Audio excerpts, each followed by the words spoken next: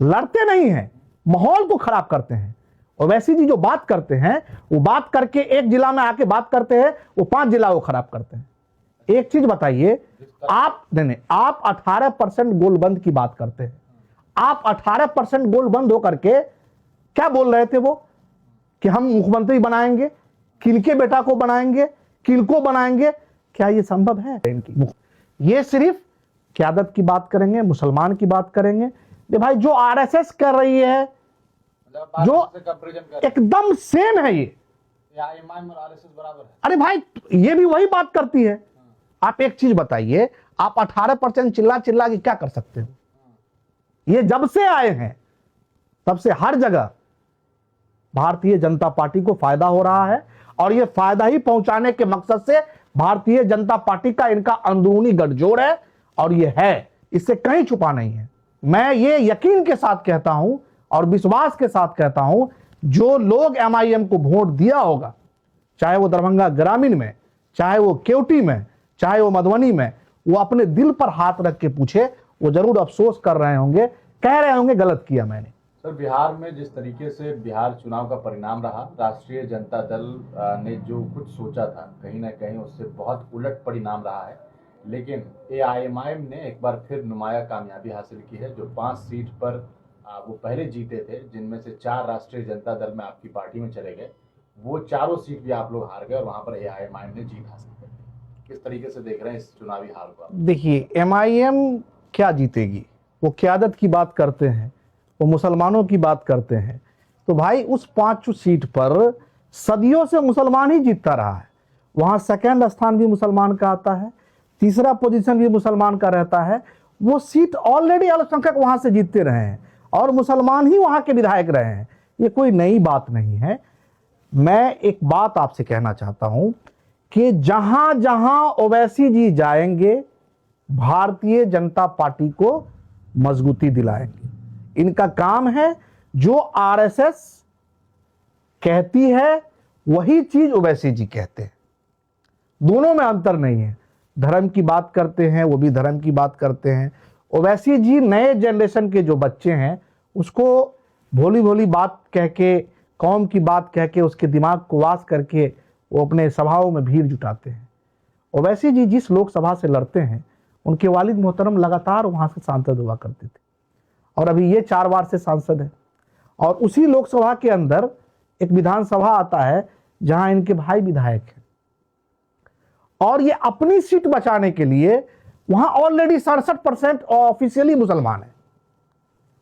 वैसे 67 से 72% वहां मुसलमान है, तो मुसलमान तो ऑलरेडी वहां सांसद बनेगा ही, कोई लड़े उनको तो जीतना ही है। तो ये बरगलाते हैं लोगों को।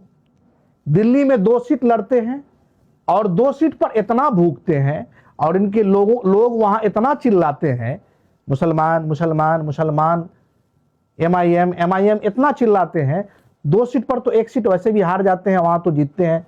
वहां के जो खान साहब है वो जीते दिल्ली के 1 सीट पर, बाकी 1 सीट तो हारे ही, और ये 50 सीट पर खराब कर देते हैं, और सीधा सीधी भारतीय जनता पार्टी को फायदा पहुंचाते हैं। यहां कैसे हो जाता है कि अब आपको बताते हैं हम कैसे हो जाता है। यहां वो 25 सीट पे लड़ते हैं। भाई आप एक चीज बताइए, आप मिथिला की धरती पर कोई एक ऐसा सीट है जो मुसलमान अकेले चुनाव जीत सकता है? आप मधुबनी दरभंगा मिलाकर 1 सीट आरजेडी जीता है क्या? सिर्फ पूरी मुसलमान वोट दिया आसिफ बाबू को? यादवों ने दिया, अति पिछड़ों ने दिया, सारे कम्युनिटी का वोट है, तब उन्होंने चुनाव जीता है। ये बहम पाल करके, और जो लोग, मैं ये यकीन के साथ कहता हूं और विश्वास के साथ कहता हूं, जो लोग एमआईएम को वोट दिया होगा, चाहे वो दरभंगा ग्रामीण में, चाहे वो केवटी में, चाहे वो मधुबनी में, वो अपने दिल पर हाथ रख के पूछे, वो जरूर अफसोस कर रहे होंगे, कह रहे होंगे गलत किया मैंने। और रियली में ये लोग चुनाव भारतीय जनता पार्टी को जिताने की मकसद से लड़ते हैं।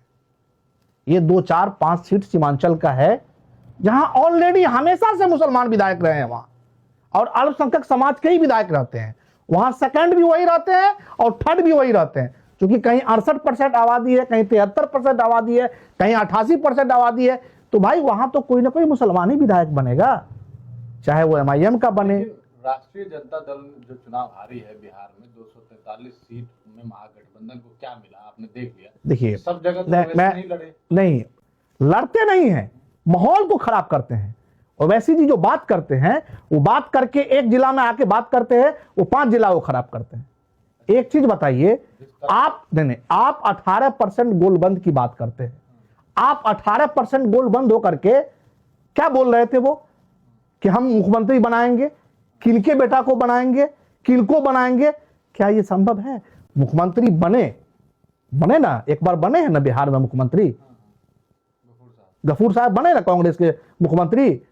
ऐसा नहीं है, संभावनाएं बनेंगे लोग, लेकिन अगर ये सब देखता है ना, मुकेश सहनी जी ख्वाब देखे थे आपके। देखिए ये ख्वाब देखना एक अलग चीज है और धरातल पे वो ख्वाब को लाना अलग चीज है। कौन क्या ख्वाब देखता है वो अलग बात है, लेकिन ये जो बोलते हैं ना, ये क्यादत कहां, कभी 40 मुसलमान विधानसभा में हुआ करते थे, कभी 26 हुआ करते थे, कभी 29 हुआ करते थे, कभी 21 हुआ करते थे, कभी 18 हुआ करते थे। अभी ये क्यादत करके 11 पर लाए हैं और बहुत ज्यादा क्यादत करेंगे। तो ये बताइए, 4 जिला है यहाँ पर, आपको मधुबनी है, दरभंगा है, मुजफ्फरपुर है, सीतामढ़ी है। अगर आप इन चारों सीटों को गौर से देखिएगा तो आपको ऐसा लगेगा कि 4 जिला में सिर्फ 4 मुसलमान प्रत्याशी को टिकट देती है राष्ट्रीय जनता दल, तो फिर मुसलमान कहां से जीतेगा चुनाव? अब एक चीज नहीं आप एक चीज को आप गौर से देखिए, मुसलमान को टिकट देती है राष्ट्रीय जनता दल। पूरे जिला में मैं उसी बात पे आ रहा हूं। जिला में एक आसिफ अहमद चुनाव जीते, उनको हर कम्युनिटी का लोग वोट दिया है। जो भी महागठबंधन में आस्था रखते हैं, जो महागठबंधन के लोग हैं, हर लोगों ने वोट दिया, चुनाव जीते। बगल में केवटी में मुसलमान का वोट कितना है? फराज साहब को वोट आया है, फराज फातमी साहब को जितना वोट आया है वो मुसलमान का वोट है। उसके बाद उसके साथ यादवों का है, हर कम्युनिटी का वोट आया है। अख्तरुल ईमान शाहीन साहब है समस्तीपुर में, वहां मात्र 42,000 मुसलमान है अप्रोक्स, इसी तरह मुसलमान है। लेकिन तो मजलिस नहीं लड़ी थी भाई, मजलिस लड़ती नहीं है, मजलिस बिगाड़ देती है। आप एक चीज बताइए, मिथिलांचल में कहां पर लड़के आप नहीं के लिए गया तो फिर क्यों नहीं? गठबंधन कैसे होता है? इस तरह से गठबंधन होता है क्या? देखिए ओवैसी जी यहां कांग्रेस को गरियाते हैं और इनके भाई साहब वहां कांग्रेस के उपचुनाव में कांग्रेस के लिए वोट मांगते दिखते हैं। एनआरसी में ये उनको सपोर्ट करते हैं, वो जिनके साथ इनकी गठबंधन थी वो एनआरसी को सपोर्ट कर रहे थे, उन पर चुप्पी सा दी रहती है इनकी। ये सिर्फ क्यादत की बात करेंगे, मुसलमान की बात करेंगे। ये भाई जो आरएसएस कर रही है, जो एकदम सेम है, ये आरएसएस बराबर है। अरे भाई ये भी वही बात करती है। आप एक चीज बताइए, आप 18% चिल्ला के क्या कर सकते हो? ये जब से आए हैं तब से हर जगह भारतीय जनता पार्टी को फायदा हो रहा है और ये फायदा ही पहुंचाने के मकसद से भारतीय जनता पार्टी का इनका अंदरूनी गठजोड़ है और ये है, इससे कहीं छुपा नहीं है। इस बार आप बताइए, ग्रामीण जो हम हारे हैं, ग्रामीण में क्या, वहां ग्रामीण में आप कितना वोट ले आइएगा? आप अकेले लड़ जाइएगा?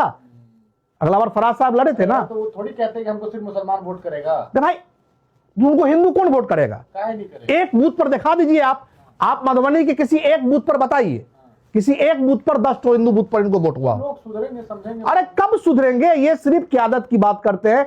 दिल्ली में 2 सीट पर लड़ेंगे, महाराष्ट्र में 5 सीट पर लड़ेंगे और खराब कर देंगे, माहौल खराब कर देंगे। आएंगे, भाषणबाजी करेंगे और इतनी क्या बोल रहे थे, किनके बेटा को बनाना है मुख्यमंत्री, किनके बेटा को बनाना है, सब फजूल की बातें हैं। और मैं तो खैर उनके कद पर बोलने वाला आदमी नहीं हूं, मैं बहुत छोटा सा आरजेडी का एक लीडर हूं, लेकिन मैं यही कहना चाहता हूं कि जो लोग जहां जहां इर्द गिर्द आप घूम लीजिए, जहां जहां लोगों ने एमआईएम को वोट दिया वो आज पछता रहे हैं और पछताते रहेंगे। आज देखिए मधुबनी में कितने अच्छे स्वभाव के विधायक थे, कितने अच्छे व्यवहारिक विधायक थे, भाई समीर कुमार महासेठ, उनको लोगों ने खो दिया। अभी समझ में नहीं आएगा, अभी लोगों को समझ में नहीं आएगा, अभी लोग को जोश में है, लोग ऐसे ही अभी मस्ती कर रहे हैं। वो लोग एमआईएम को लेके नाचते हैं जो नॉन पॉलिटिकल लोग हैं, जिनको कौम की समझ नहीं है, जिनको कौम की क्यादत की समझ नहीं है, वो लोग नाचते हैं और आने वाला समय जो खराब होगा वो लोग नजर नहीं आएंगे।